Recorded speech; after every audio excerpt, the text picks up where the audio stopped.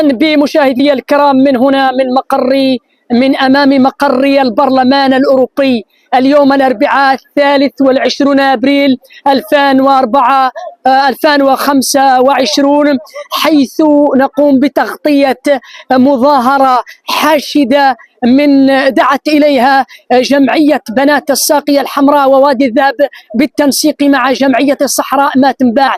هذه المظاهرة الحاشدة التي ستتابعون كافة جوانبها جاءت في إطار نصرة المعتقلين السياسيين الصحراويين القابعون في السجون المغربية، وعلى رأسهم مجموعة سود ملحمة قديميزيك، وكذلك في إطار التفاعل والانخراط في الحملة الوطنية والدولية لإطلاق سراح المعتقلين السياسيين الصحراويين بالسجون المغربية.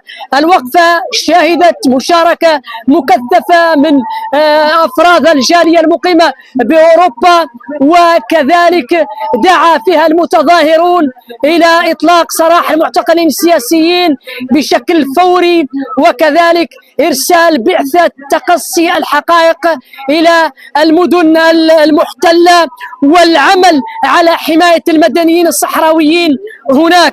وطلب كذلك المتظاهرون المجتمع الدولي بالضغط على إدارة الاحتلال من أجل إطلاق سراح كافة المعتقلين السياسيين، مجموعة سود ملحمة قديميزيك والصف الطلابي الذين اعتقلوا ظلما بسبب آرائهم العلنية المؤمنة بقوة شعبهم في الحرية والاستقلال. رسائل عدة وجهتها الجالية إلى البرلمان الأوروبي ولكن إلى العالم. تحياتي لكم من العاصمة الأوروبية بروكسل.